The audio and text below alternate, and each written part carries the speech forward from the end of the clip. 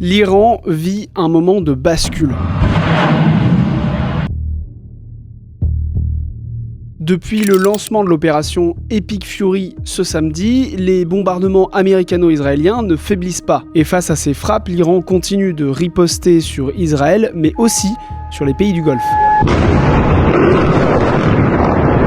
Mais surtout, la République islamique plonge dans l'inconnu. Son guide suprême, Ali Khamenei, est mort. حضرت امام خامنه‌ای با نوشیدن شهد گوارای شهادت.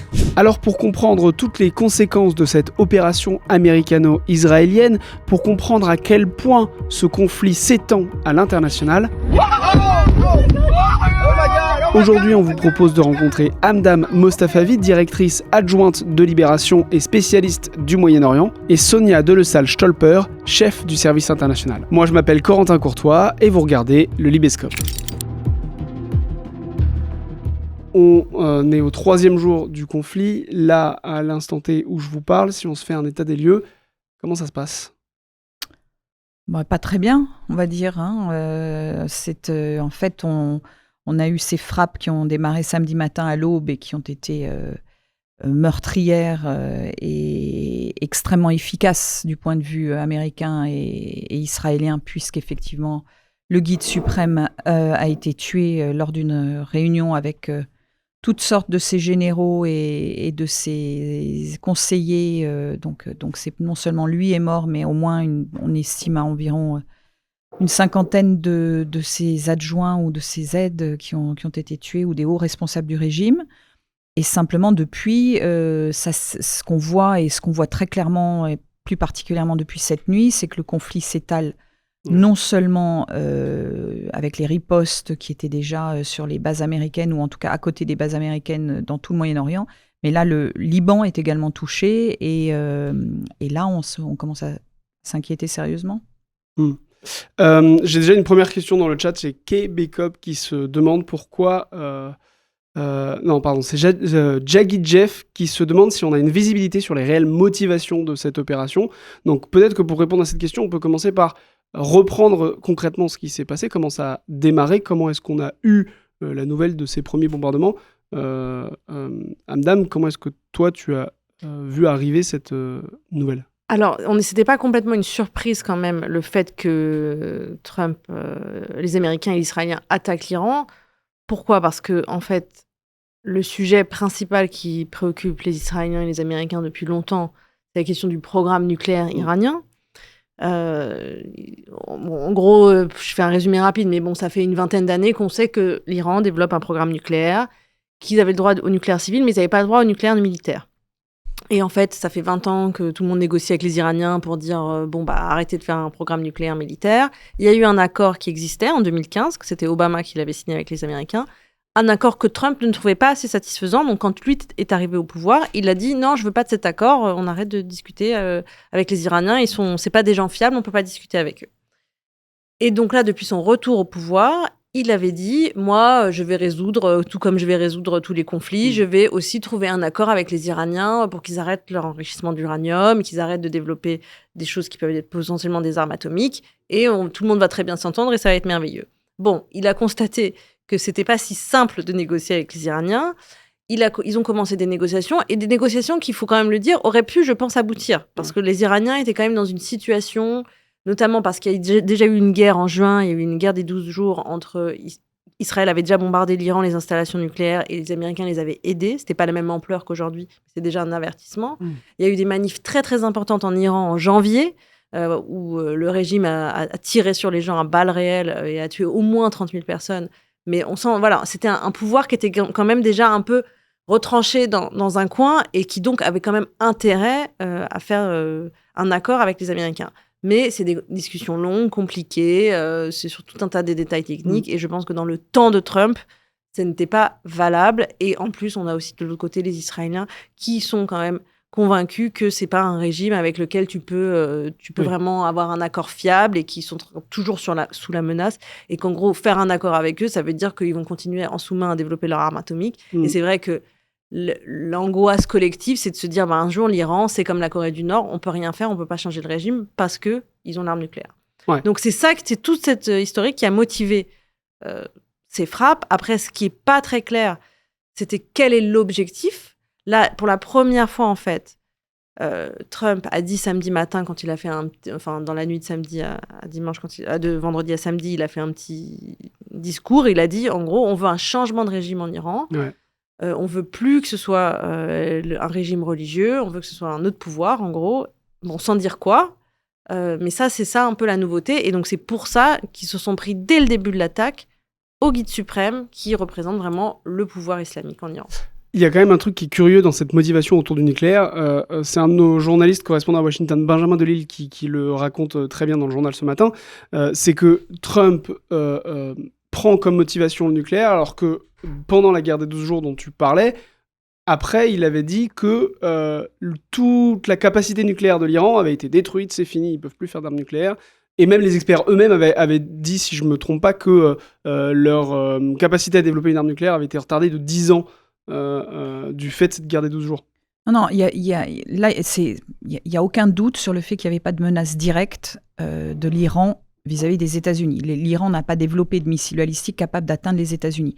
En revanche, ils sont capables d'atteindre Israël. Israël, et c'est là où je pense qu'il faut apporter une nuance à ce que tu viens de dire, Hamdam, c'est-à-dire que autant pour Donald Trump, il n'y a pas de doute que l'après et la motivation profonde de ces frappes est un petit peu obscure, si ce n'est aussi, je pense, derrière des considérations commerciales, parce que Trump, ce qui l'agace, c'est que les régions instables, où notamment il y a des ressources, que ce soit des ressources pour faire des deals immobiliers ou des deals pétroliers, ça l'agace. On l'a vu au Venezuela, c'est aussi ce qui a motivé son intervention. C'était pas pour sauver une population vénézuélienne étouffée par un dictateur et par une économie en déshérence, c'était pour pouvoir ensuite récupérer du pétrole vénézuélien. Donc là, c'est un petit peu la même chose. En revanche, côté israélien, la motivation et le moteur, et notamment de Benjamin Netanyahou, depuis le début de sa carrière politique, c'est éliminer la menace de l'Iran qui est perçue comme une menace existentielle pour Israël, quoi. Donc en fait, d'où l'intérêt et d'où les frappes dès l'instant où ils ont eu les informations où se trouvait le guide suprême. Et effectivement, on l'avait vu pendant la guerre des 12 jours, il n'y a aucun doute que les services secrets, tant israéliens qu'américains, sont extrêmement bien renseignés sur ce qui se passe en Iran, où se trouvent les uns et les autres, qu'ils ont travaillé comme des fous depuis les derniers mois et qu'ils ont pu savoir à quel moment, à quel endroit exactement avait lieu cette fameuse réunion et taper à ce moment-là. Donc pour Israël, il y a un objectif très clair qui a été accompli. Et par ailleurs, tout ça se passe dans un contexte que Hamdam disait très bien, d'affaiblissement du régime, affaiblissement par les manifs qui quand même se succèdent au fil des années et dont les dernières ont fait l'objet d'une répression telle que la population est exsangue. Économiquement, c'est la même chose, l'économie est exsangue, donc les gens n'en peuvent plus. Et il y a une forme d'affaiblissement quand même. Donc ils ont profité de ce moment en espérant que ça allait peut-être entraîner effectivement du coup un changement de régime, ce qui n'est pas encore établi. Tu nous parles d'une réunion en Iran, c'est peut-être le moment de rentrer dans les coulisses de cette opération, comment elle a été montée, comment elle s'est déroulée, est-ce qu'on a des infos là-dessus ? C'est le New York Times notamment qui sort beaucoup d'éléments sur cette question. Oui, écoute, c'est effectivement le New York Times qui explique que la CIA avait localisé et en fait, les frappes semblent avoir été décidées depuis quelques jours. Il y a eu pas mal de leurres lancées par tant Israël que les États-Unis, que Trump, qui envoyait Marco Rubio, son secrétaire d'État, devait venir lundi en Israël. Les Iraniens parlaient d'une nouvelle réunion technique cette semaine sur les discussions sur le nucléaire. Et puis en fait, apparemment, la CIA a appris qu'il y avait cette réunion donc autour du guide suprême en plein cœur de Téhéran, dans son quartier général. Ça nous semble, on en a parlé tout le week-end, ça nous semble à tous un peu fou de se dire, mais enfin, il sait qu'il est visé. Comment est-ce qu'il peut se retrouver avec tous ses principaux conseillers dans un endroit facilement identifiable au cœur de Téhéran ? Une des hypothèses est que peut-être les autres fois, toutes les frappes ont été déclenchées dans la nuit. Donc peut-être qu'ils pensaient que dans la journée, parce que du coup les défenses anti-aériennes sont plus difficiles à déclencher, peut-être se sont-ils dit, dans la journée on est à peu près en sécurité. Et c'est la nuit qu'il faut faire attention. Toujours est-il qu'apparemment, les Israéliens ont à ce moment-là décidé de décaler le moment de les frappes et de l'avancer, et d'avancer à ce moment-là et de tenter de taper et de taper Ali Khamenei. Et ils ont attendu toute la journée avant de nous confirmer qu'effectivement, un des corps dans les décombres était bien celui du guide suprême. C'est vrai que c'est quand même quelque chose d'intéressant, c'est que toi, Hamdam, par exemple, tu nous dis que tu t'attendais à ces frappes, tu le voyais venir, mais Ali Khamenei, la mort d'Ali Khamenei, ça a été une surprise, j'imagine. Oui, quand même. Là, pourquoi ? Parce que déjà, en juin, quand il y avait eu la guerre des 12 jours, Donald Trump avait dit « J'ai décidé de ne pas tuer le guide iranien, enfin d'empêcher qu'on tue le guide suprême. » Parce que je pense qu'il y avait quand même cette idée que si tu veux, en gros, négocier avec des gens, il faut qu'en face, il y ait des gens avec qui négocier. Donc, si tu décapites le régime, si tu n'as plus du tout le même répondant en face, en fait. Et du coup,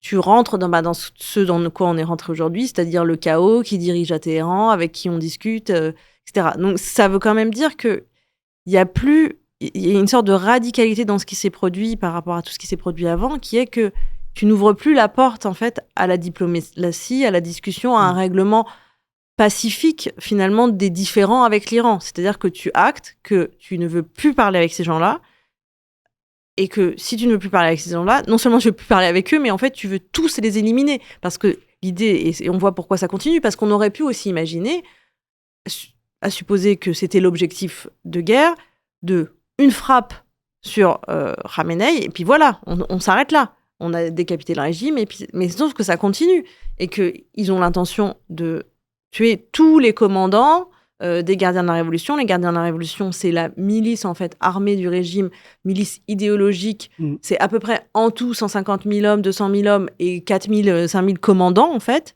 Ça veut dire quoi ? Ça veut dire qu'ils ont l'intention de tuer tous ces types.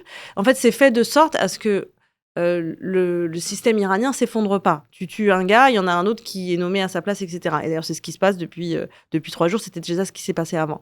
Donc, c'est là qu'on a une sorte de basculement de point de non-retour. C'est qu'en fait, il n'y a pas l'idée qu'on va pouvoir parler avec ces gens-là et trouver une résolution du conflit. Sur cet aspect-là, j'avais une question dans le chat de Québécob qui dit « Certains journalistes disent qu'au final, avec les Américains, les négociations ne servent qu'à préparer la guerre ou à gagner du temps pour la préparer. » Il nous demande notre avis. En gros, si je résume sa question, est-ce que les Américains négociaient véritablement avec l'Iran, ou est-ce que juste ils gagnaient du temps pour s'imaginer de toute façon à un moment on va taper et on négocie pour négocier, et à un moment de toute façon on va... Non, alors là je pense qu'il faut quand même être peut-être un peu moins cynique sur ce genre de choses. Je pense que les initiations diplomatiques, d'abord, elles avaient lieu sous l'égide de l'AIEA, l'Agence internationale de l'énergie atomique. Et je pense que la réalité est quand même... Il n'y a pas grand monde qui souhaite aujourd'hui dans le monde que beaucoup d'autres pays, notamment autocrates, etc., disposent d'une arme nucléaire. C'est quand même l'ultime danger. Donc je pense que les négociations se font a priori de bonne foi. Après, on peut prendre des deux côtés, c'est-à-dire on peut dire autant on pensait que les Américains peut-être n'étaient pas totalement engagés dans ces négociations parce qu'ils n'y croyaient qu'à moitié, autant les Iraniens de la même manière, et ça c'est vrai que c'est une méthode qu'ont les Iraniens depuis toujours, qui est de gagner du temps, de dire bon, ok, on voit que vous n'êtes pas content avec ce qu'on vous propose, on revient dans une semaine, on aura une autre proposition. Et en fait, à chaque fois, tu gagnes 10 jours, tu gagnes un mois, tu gagnes machin. Il y a eu de ça, Hamdam le disait très justement, ça fait 20 ans que ce petit jeu du chat et de la souris fonctionne. Fonctionne ou est en cours. Donc je ne pense pas que l'idée d'arriver à un accord à un moment donné était complètement jamais abandonnée, quoi. De toute façon, en géopolitique, on a le choix entre la guerre ou la paix. Donc, à un moment donné, on essaye quand même, quoi. Maintenant, effectivement, il était évident depuis un bon moment, et notamment parce que, contrairement à ce qu'avait asséné Trump, les capacités nucléaires n'avaient pas été complètement éliminées lors de la guerre du mois de juin, des 12 jours. Il était évident qu'il y avait une forme de mauvaise foi, ou en tout cas de pieds qui traînaient pour ne pas avancer trop vite vers ce que réclamaient les Américains et qui était considéré par les Iraniens comme trop. Après, c'est vrai, on pensait sans doute que les Américains agitaient ça comme un chiffon rouge, en tout cas à laisser planer cette menace, justement pour avancer dans les négociations, et que même s'ils allaient qu'ils allaient probablement taper quelque chose à un moment donné, mais que ce serait en effet le reste des installations nucléaires qu'ils n'avaient pas réussi à démanteler, ou à la limite, comme on a vu par le passé, Israël qui avait mené des actions contre des scientifiques iraniens qui travaillaient dans le nucléaire, enfin, des actions comme ça ciblées sur des gens autour du nucléaire.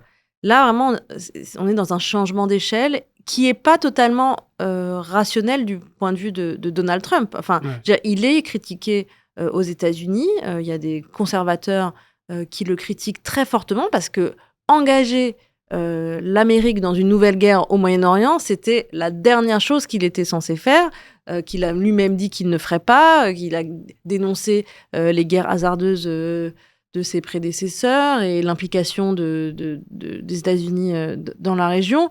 Donc, c'est quand même étonnant. Ouais. Mais c'est le paradoxe absolu avec Donald Trump. C'est-à-dire, il a fait campagne comme étant le futur président pacificateur. Je ferai la paix en 24 heures en Ukraine, en 24 heures à Gaza, en 24 heures en Iran, etc. Résultat des courses, il n'a jamais engagé autant de conflits que n'importe quel autre président américain en un an à la tête de l'administration américaine. Donc, il y a ce paradoxe-là, mais d'un autre côté, comme dit Hamdam, sa cote de popularité est en chute libre aux États-Unis. L'inflation est toujours là, l'économie ne s'améliore pas particulièrement de manière extrêmement frappante. Il est de plus en plus contesté, y compris effectivement dans son camp, dans les MAGA, dans ceux qui l'ont soutenu corps et âme pendant la campagne. Donc lui, ce qu'il a besoin, c'est d'avoir un résultat rapide qui leur montre qu'il a eu raison de faire quelque chose. Donc en fait, le déclenchement aussi de ces frappes avec les Israéliens et avec l'assentiment apparent du gros autre pays puissant de la région, l'Arabie Saoudite, c'est aussi une question de circonstance. Ils profitent d'un régime affaibli, qui affaiblit, on l'a dit, à l'intérieur, mais aussi à l'extérieur, puisque ces deux grands alliés dans la région, qui étaient le Hamas à Gaza et le Hezbollah au Liban, ont été eux aussi extrêmement affaiblis par la guerre qui a suivi les attaques terroristes du 7 octobre. Ouais. Donc en fait, le Hamas n'a plus la capacité de servir de proxy à l'Iran, et le Hezbollah, de même, cette nuit, a envoyé quelques missiles, et Israël a répliqué par un déluge de feu immédiatement. Eux aussi ont été décapités à plusieurs reprises, et donc sont dans une situation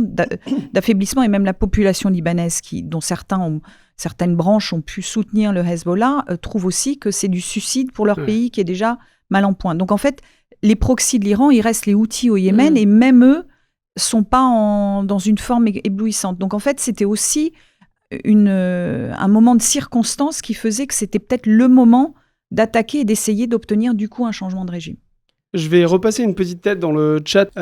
J'en profite pour répondre à Nico Pradi, qui se demande si les frappes sur l'Iran continuent actuellement. Donc, corrigez-moi si je me trompe, oui, elles continuent. Par ailleurs, l'Iran continue de riposter également. Juste après, Skito12 qui se demande si, est-ce que par effet rebond, ça ne permet pas aussi de couper en approvisionnement en drones la Russie, mais aussi de mettre le bazar pour le commerce du pétrole pour les Européens, ce qui permet d'aborder une dimension internationale. Ce conflit prend des dimensions internationales importantes. Avant de rentrer là-dedans, est-ce que vous avez une réponse à cette question de Skito12 sur notamment le commerce de pétrole pour les Européens, sur les restes des enjeux internationaux? Juste d'abord, sur les frappes qui continuent, dire aussi que les Iraniens ripostent, ce qui est intéressant, sur des cibles. Ils ripostent contre Israël, mais ils ripostent aussi de manière totalement inattendue dans les pays arabes voisins, dans toute la péninsule, en fait, qui les entourent. Alors, il y a des cibles attendues qui sont toutes les bases américaines dans la région, et il y en a vraiment un certain nombre. On a des cartes, d'ailleurs, sur notre site et dans le journal ce matin, donc, pour visualiser tout ça.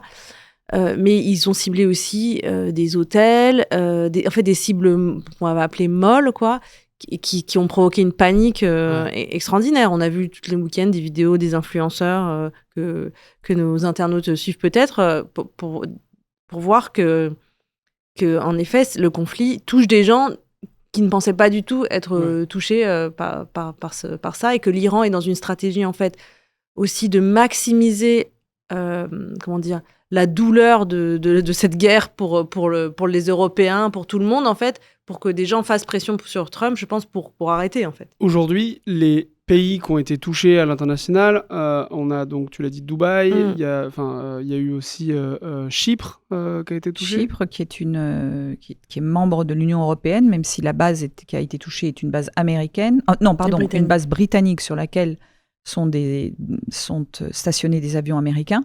Mais donc effectivement, ça augmente la dimension mondiale et européenne.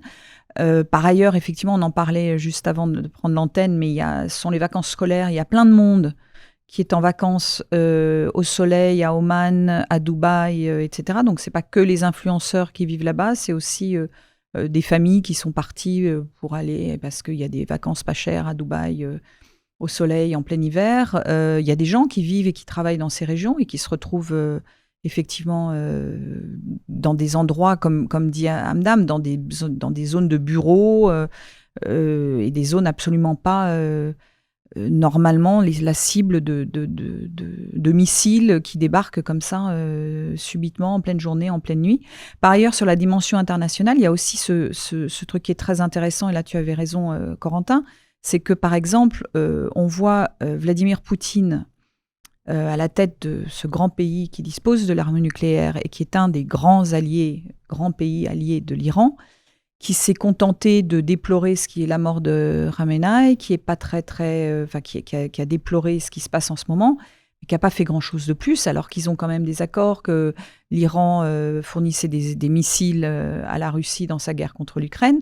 De même, la Chine, autre pays, on va dire, favorable, ou en tout cas qui regarde l'Iran pas comme un ennemi profond, c'est aussi contenté de sortir 2-3 communiqués extrêmement neutres et pas du tout belliqueux. Donc c'est assez surprenant parce que ces pays aussi, et par exemple Poutine se retrouve finalement lui aussi isolé de plus en plus parce qu'un de ses grands alliés, les grands fournisseurs d'armes, se retrouve dans une situation un petit peu compliquée, quoi. Donc c'est vraiment, on est quand même, on a écrit ce matin, je crois, qu'est-ce que c'était notre une, et l'après. Oui, l'Iran face au jour d'après. Voilà, je le mets là pour ceux qui l'ont pas encore acheté, n'hésitez pas. Mais je pense qu'on est vraiment à un moment assez compliqué, et assez et avec d'où peut sortir toutes sortes de choses dont on n'a peut-être même pas encore idée, quoi. C'est vraiment un moment vraiment charnière de l'histoire, je pense. Oui. Et donc, sur les conséquences sur le pétrole, il y a quand même toute une partie du pétrole qui transite par le détroit d'Ormuz, donc qui est au sud de l'Iran, et qui est en fait ce passage entre l'Arabie Saoudite et l'Iran, qui est pas très très large et qui peut pas totalement être bloqué, mais qui du coup est au milieu d'une zone de guerre. Donc il y a aussi, de fait, ça réduit le transport maritime, ça fait flamber les cours du pétrole, ça fait flamber les cours des valeurs refuges comme l'or, et donc c'est des conséquences économiques qui vont toucher toute la planète pour le coup.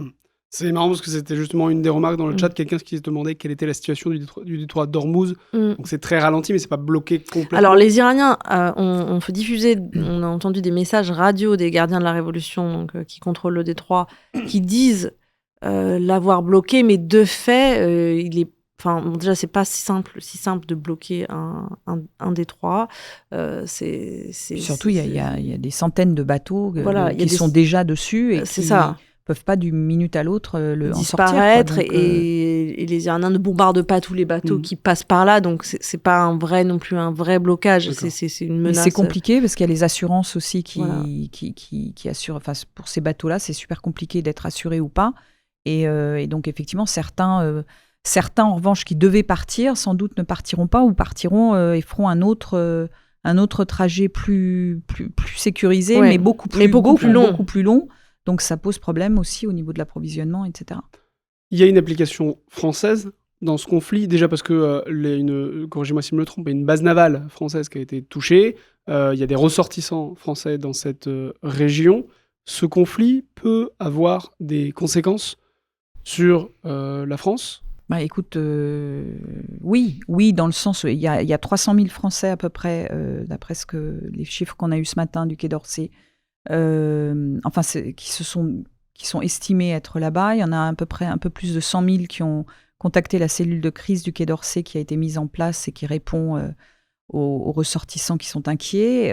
La France est engagée à les rapatrier dès que les lignes aériennes, parce que le trafic aérien aussi est complètement perturbé et bloqué. Donc dès que ce trafic redémarrera. Après, les questions d'impact sur, et je pense que ce que tu impliques dans ta question, c'est est-ce qu'il y a un risque terroriste en France ou pas. C'est difficile de savoir. Vigipirate a été relevé, mais pour des questions, parce que c'est presque automatique quand il y a comme ça un conflit qui éclate dans une période dans une région du monde où en plus il y a des ressortissants français. Mais c'est peut-être sans doute un petit peu tôt pour l'évaluer et répondre avec certitude sur ce genre de questions. Mais les deux Français le plus directement concernés sont nos otages en Iran, Cécile Collère et Jacques Paris, qui sont toujours à l'ambassade de France en Iran. Et les dernières nouvelles sont qui vont bien et qui sont en sécurité. Ils vont bien, et on peut supposer que les Américains et les Israéliens ne vont pas viser l'ambassade de France, mais bon, ils sont quand même coincés au milieu d'une zone de guerre. Sur le risque terroriste, par exemple, alors je pense pas que ce soit un risque immédiat, parce que je pense pas que le pouvoir iranien, au milieu de tout ce bazar, a le temps de commanditer des attentats en Europe. Après, c'est une question qui peut se poser pour l'après. Si le régime est déstabilisé, si ça devient un peu comme la Syrie ou comme la Libye, par exemple, comme des pays ou comme l'Irak, il peut y avoir des groupes qui s'échappent et qui décident de créer une sorte de chaos en Europe. Mais bon, on en est là, vraiment, je pense que c'est vraiment une phase plus lointaine. Si on parle du régime, justement, donc le guide suprême iranien, Ali Khamenei, est donc mort. Comment est-ce que ça va se passer pour le régime des mollahs en Iran ? Est-ce qu'il y a déjà un successeur qui va être désigné ?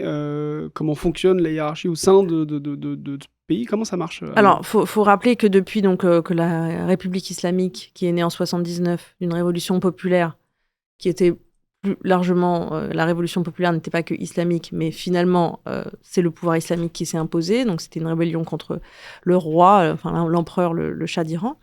Il n'y a eu que deux guides suprêmes, en fait. Il y a eu le fondateur de la République islamique, qui est Khomeini, qui est mort le 4 juin 89, et après sa mort, il y a une assemblée, en fait, qui s'est réunie, une assemblée de religieux, qui s'appelle l'Assemblée des experts, qui a désigné Ali Khamenei comme le prochain guide. Et pourquoi ils ont choisi lui à l'époque ? Parce que c'était déjà un proche du guide précédent.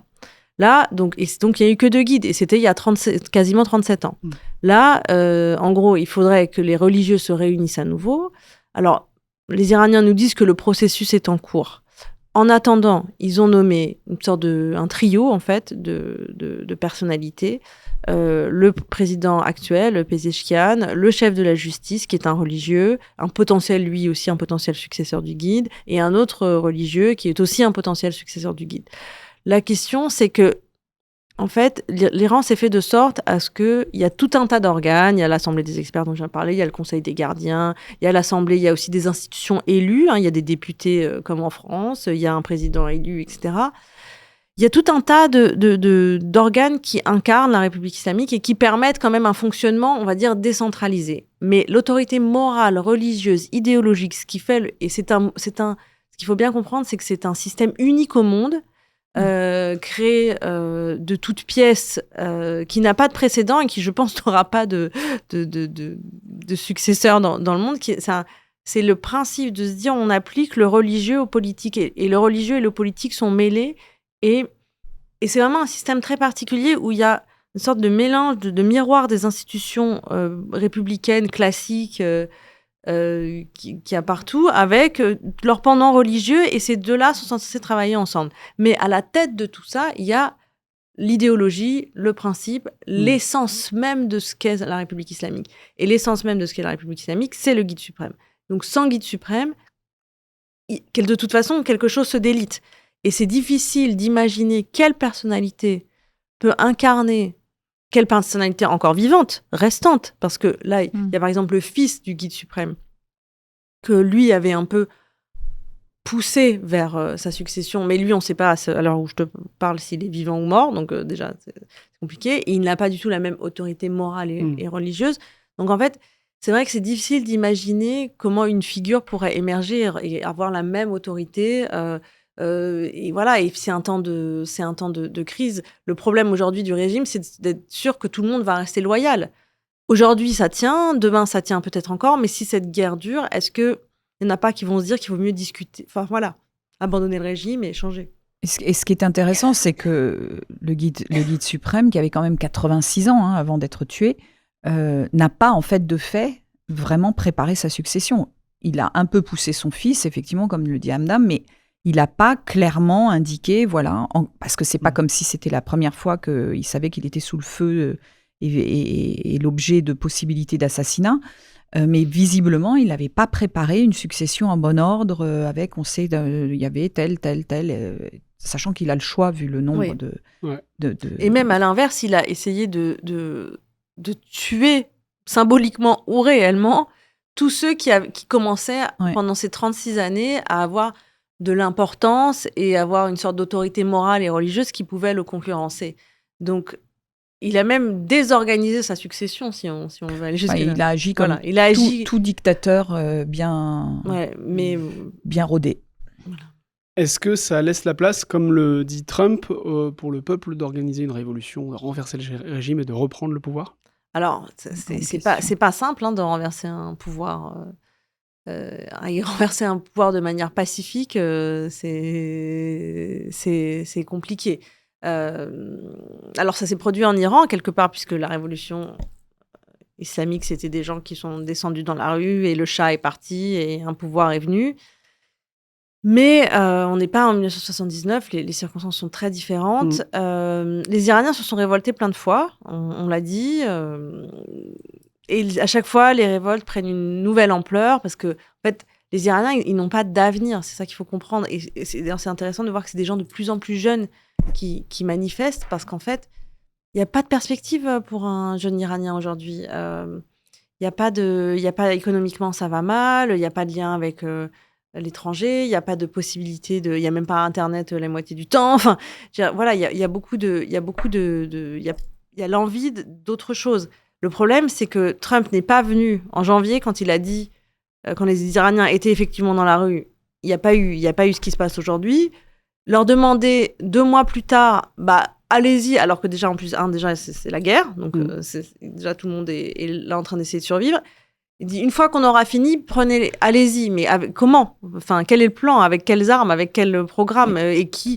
Et en plus, l'Iran, c'est pas genre un pays uni, il y a tout un tas de gens, il y a des minorités qui peuvent, elles, profiter du moment pour se soulever. Donc, voilà, c'est pas du jour au lendemain, on renverse le truc facilement. Puis c'est une population, en plus, à l'heure où on parle là, qui est totalement traumatisée, qui vient de vivre 2 mois de répression. On a parlé quand même de rivières de sang dans les rues de Téhéran, et pas que de Téhéran, dans toutes les grandes villes. On parle d'un bilan, et on aura probablement ce bilan pas avant je ne sais combien de temps, parce qu'il n'y a pas de moyens de vérifier indépendamment, mais on parle entre 30 000 à 50 000 morts, des gens qui n'ont pas pu récupérer le corps de leurs proches, ou qui ont dû payer pour récupérer le corps de leurs proches parce que les gardiens de la Révolution leur demandaient de payer. Enfin, c'est une population qui est traumatisée, qui a peur, qui est sous les bombes. Donc, c'est demandé beaucoup. Et c'est vrai que c'est compliqué de voir Trump dire « Bon, moi, je vous tape Ali Khamenei, voilà, le leader suprême est un truc, et maintenant, vous vous débrouillez. » En fait, la vérité aussi, c'est que très récemment, dans l'histoire récente en tout cas, les changements de régime avec juste une campagne aérienne, ça n'existe pas, ça n'est pas arrivé, en général, un changement de régime, c'est campagne aérienne assortie de déploiement de troupes au sol. Clairement, c'est quelque chose que les Israéliens, comme les Américains, excluent à l'heure actuelle. Demander juste à la population, effectivement, qui est une population en plus qui est habituée à se méfier l'un de l'autre, parce que tu sais jamais qui est un informateur, une dictature. Voilà, le truc typique d'une dictature, c'est extrêmement compliqué, Donc, ça reste vraiment très hypothétique encore, et il n'y a pas de doute, on vient de recevoir, et vous allez le lire, je pense qu'il doit être en train d'être publié littéralement pendant qu'on parle sur le site. On a le premier reportage de notre correspondant en Iran, dont on ne donne pas le nom pour des raisons de sécurité, vous l'aurez compris, qui vient de nous raconter, et qui nous raconte qu'au moment de l'annonce de la mort de de Khamenei, les cris de joie dans les appartements, sur les balcons. Il y a eu clairement des manifestations de liesse, mais il y a eu aussi pas tant de monde que ça qui est descendu dans la rue parce que les gens ont peur et pas que des bombardements israéliens. Et c'est pour ça, Hamdam, que tu expliques notamment que la place de l'armée dans une potentielle révolution en Iran est très importante. Oui, après, en gros, c'est soit à un moment donné des gens à l'intérieur. Il y a un rapport de force. Tout simplement un rapport de force. Ceux qui ont les armes, ceux qui ne les ont pas. Si à un moment donné, on a parlé des gardiens de la Révolution, qui sont cette armée idéologique qui avait été créée au moment de la République islamique, parce qu'en fait, le pouvoir se méfiait de l'armée déjà, de l'armée régulière, en se disant c'était l'armée du Shah d'Iran, qu'est-ce qui nous garantit qu'ils vont vraiment nous suivre? Bon, après, les armées suivent généralement ceux qui les dirigent, c'est le principe d'une armée, mais à moins que l'armée décide d'arrêter de tirer contre son peuple, je ne vois pas comment ça peut se produire. Donc, on peut imaginer, c'est le seul scénario qu'on peut imaginer, à mon avis, à ce stade, à moins, l'autre scénario étant plus inquiétant, qui consiste à imaginer que des populations seraient armées par des forces extérieures, et là, on rentre dans une potentielle guerre civile, à moins que ce soit comme en Syrie, où un groupe armé par l'extérieur prenne l'ascendance, comme ce qui s'est passé en Syrie récemment. Et dans ces cas-là, on impose un peu le silence à tous les autres, mais avec on ne peut pas non plus dire que l'exemple syrien soit totalement réjouissant. Soit il se passe ça, soit c'est le chaos. Il n'y a pas trop d'autres options. Disons que l'option bisounours que semble un peu présenter Trump, qui semble dire on enlève tous les méchants.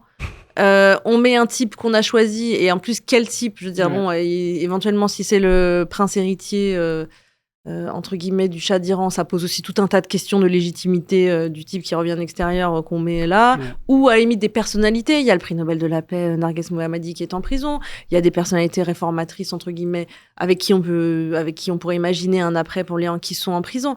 Mais ce scénario-là est quand même très optimiste. Et puis, tu touches du doigt peut-être le cœur du problème aussi, qui est qu'il n'y a pas d'opposition unifiée, unie et légitime, évidente en Iran, que ce soit en Iran ou dans la diaspora. Il y a on peut pas parler de l'opposition iranienne. Ce sont les oppositions iraniennes à l'étranger qui ont en général des idées et des objectifs diamétralement opposés. Donc à partir du moment où tu n'as pas en tout cas un groupe qui semble se présenter comme en tout cas celui qui paraît le plus évident, c'est compliqué d'imaginer vers où peut se tourner la population. Alors oui, on a beaucoup parlé de ce qui est quand même le paradoxe absolu, si c'était l'héritier du Shah qui revenait au pouvoir, mais il y a encore quelques mois, il était à la marge de toutes les discussions, et c'est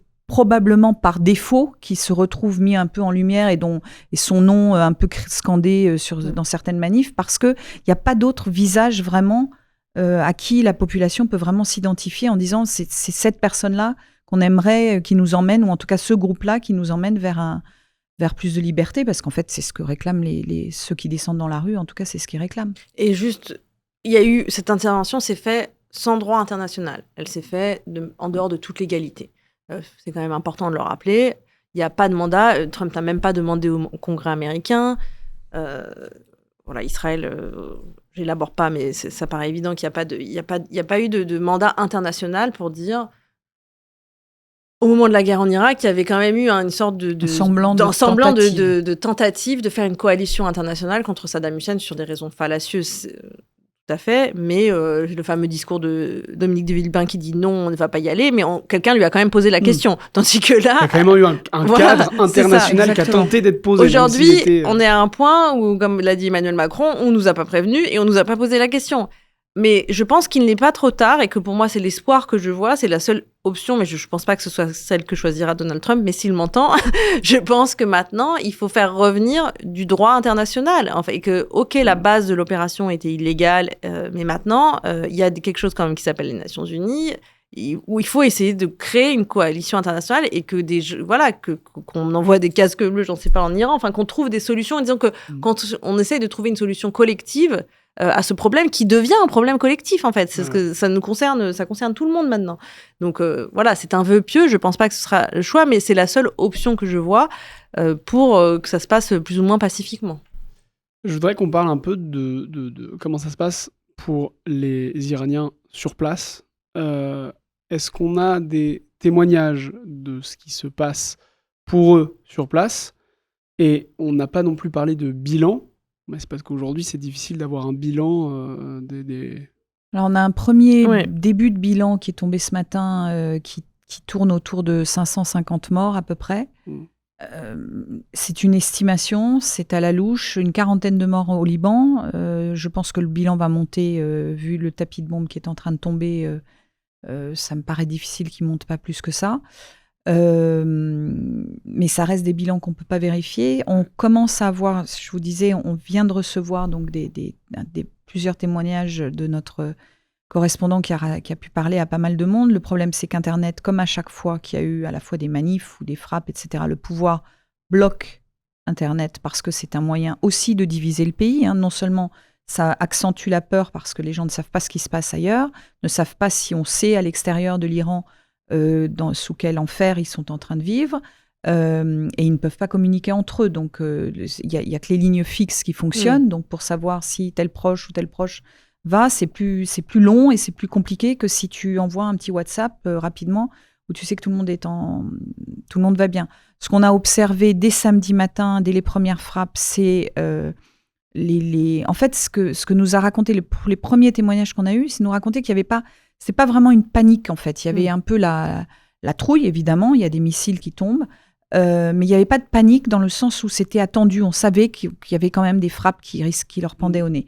En revanche, il y a eu une sorte assez rapidement les gens se sont rués sur les magasins pour rapidement faire des provisions parce qu'ils savent que dans ces moments-là, très souvent, les magasins ferment, l'approvisionnement ne fonctionne plus, qui est déjà difficile en ce moment. Et donc, faire des provisions pour pouvoir avoir de quoi tenir pendant plusieurs jours. On fait les queues aux stations essence, qui sont aussi un signal en général, parce que, attention, il faut remplir la voiture parce qu'on va devoir quitter la ville. Et ensuite, les embouteillages monstres, qui sont déjà de toute façon au quotidien à Téhéran, mais aussi à Beyrouth, mais à Téhéran, et avec les gens qui ont fui Téhéran pour aller se réfugier à la campagne, plutôt vers le nord. Ouais. Parce que plus tu t'éloignes des grands centres du pouvoir, moins tu as de chances de te prendre un missile sur la figure, en fait. Et il y a eu un petit peu de moment de liesse, de ce que j'ai compris, quand la mort d'Ali Khamenei a été annoncée, non, dans les rues? Oui. Alors après, c'est difficile d'évaluer parce qu'on n'a que quelques témoignages sporadiques, on a quelques images qui nous parviennent. Après, ce qui est évident, on sait qu'à peu près peut-être 15-20% de la population soutient vraiment le côté idéologique du régime dont je te parlais tout à l'heure. Mais évidemment que les Iraniens sont contents d'être débarrassés de leur dictateur sanguinaire qui a fait, il faudrait compter le bilan des morts qu'on peut attribuer à Khamenei, mais c'est des milliers, des milliers de morts. Donc voilà, évidemment qu'il y a une forme de joie à être débarrassé du tyran, et ça, on peut le comprendre, mais c'est important de comprendre que c'est des sentiments mitigés, que qu'il y a un mélange de joie à l'idée d'être débarrassé du tyran, surtout qu'il n'y avait pas tellement de perspectives. C'est vrai que les Iraniens se disaient, mais nous on est coincés avec ce régime, et qu'est-ce qu'on peut bien faire? Ils sont essayés de sortir dans les rues, ils se sont fait massacrer. C'est vrai que les perspectives sont faibles, donc de voir que la tête du régime ils en sont débarrassés, ça c'est de toute façon... Évidemment que pour eux, c'est une bonne nouvelle, et on ne peut pas souhaiter la mort des gens, mais on peut comprendre que ça provoque une joie. Oui, puis l'Iran est un pays jeune quand même, avec une population assez jeune, dont la grande majorité, donc les jeunes entre 20 et 35 ans, on va dire, n'ont jamais vécu autrement que sous la dictature et sous le guide suprême qui leur a asséné dans la tête, dans les programmes à l'école, etc., que l'ennemi suprême de l'Iran, c'est Israël et les États-Unis. Et aujourd'hui, celui qui élimine ce guide suprême et la seule personne qu'ils ont eue dans leur vie politiquement, ce sont les États-Unis et Israël. Donc c'est particulier quand même comme sentiment. Donc au-delà de la joie de savoir qu'un dictateur responsable, notamment très récemment, d'une répression sanglante est mort, Il y a l'inconnu, il y a les bombes qui tombent, le moment de savoir à quel moment ça va s'arrêter. Les Iraniens, quand Internet fonctionne, sont ultra bien informés. C'est le pays, je crois, où il y a le plus d'antennes satellites au monde par habitant.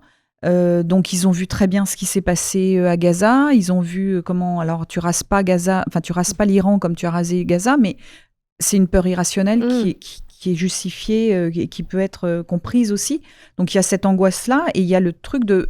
Parce que là où il n'y a aucun doute, c'est que Donald Trump, en disant OK pour les frappes, n'a pas de plan bien établi sur l'après. Il n'y a aucun doute là-dessus. Bien sûr. C'est justement ma dernière question avant qu'on se quitte, cette question de l'après. Est-ce que on peut déterminer un peu combien de temps les bombardements, les ripostes vont durer, notamment en termes de capacité militaire? Est-ce que l'Iran a les capacités militaires pour tenir sur la longueur, à continuer à riposter comme ils le font aujourd'hui? Alors, ce qu'on peut supposer, c'est que... Bon, alors, c'est pas la première guerre que subit l'Iran depuis, on va dire, 2 ans. Il y a quand même eu déjà des altercations avec Israël où les Iraniens avaient envoyé beaucoup de missiles vers Israël. Il y a eu à nouveau la guerre des 12 jours où ils ont envoyé énormément de missiles. Et là, quand même, je pense qu'il y a plutôt une rationalisation dans l'utilisation des missiles et plutôt l'envoi de drones, etc. Parce que je pense que là, ils savent que, enfin voilà, les missiles, ça sort pas comme des petits pains au chocolat. Donc il y a plutôt une forme de tentative de tenir dans la durée. Mais ça peut quand même durer. L'attaque sur Chypre était un drone non comment on dit, un drone sans pilote, quoi. Un drone kamikaze. Un drone kamikaze. Donc, on sait qu'ils ont beaucoup de drones parce que, ils ont compris tous ceux qu'ils ont envoyés aux Russes pour l'Ukraine.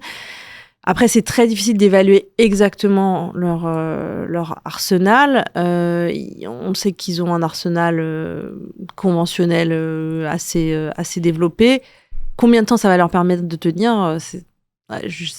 Je vois pas ça au-delà de quelques jours, quelques semaines, quoi. Trump a parlé ce matin d'une campagne qui allait durer autour de 4 semaines, mais on se demande s'il dit ça à la louche ou si ça repose sur quoi que ce soit de concret, ou c'est aussi pour faire peur et dire on peut continuer comme ça pendant des semaines, mais bon. D'ailleurs, si on compare à la guerre de 12 jours, en fait, ça s'était terminé comment, la guerre de 12 jours? C'est Trump qui avait arrêté la guerre. Qui a arrêté, qui a reculé qui a commencé à dire au départ, on va aller jusqu'à la mort de Khamenei, et puis qui finalement a dit, on les a suffisamment affaiblis. Il y a eu un moment, en fait, il a l'œil rivé aussi sur les bourses et sa cote de popularité. Donc, il y a un moment aussi où il se dit, c'est pas possible, et où il voit que la population américaine n'est pas super. En plus, comment tu expliques... Enfin, déjà, c'était compliqué à l'époque, en 2003, d'expliquer aux Américains pourquoi on allait taper et envoyer des soldats mourir en Irak, pour quelles raisons précises, machin. Aujourd'hui, expliquer pourquoi on va envoyer des avions et des pilotes. Il y en a quand même déjà 3 qui sont morts hier et 5 grièvement blessés. Pour quelles raisons? Et aujourd'hui, des jets qui ont été abattus par la défense anti-aérienne koweïtienne. Alors, les pilotes ont survécu, mais ça veut dire qu'un accident est sur le point d'arriver et que le bilan sera... Et ce moment-là, et pour les Américains, le moment où tu ramènes des cercueils de soldats américains sur le sol américain pour une cause qui paraît compliquée à expliquer, c'est pas bon pour les sondages. Et Trump a aussi devant les yeux les élections de mi-mandat qui arrivent en octobre, pour lesquelles il est mal placé, qui traditionnellement pour le président en place sont jamais des bonnes nouvelles, mais qui là ressemble à quelque chose de pas très positif. Merci beaucoup d'avoir regardé cette vidéo, j'espère qu'elle vous a plu. Si c'est le cas, abonnez-vous à la chaîne YouTube de Libération, mais aussi abonnez-vous sur le site de Libération, car c'est là que le combat continue.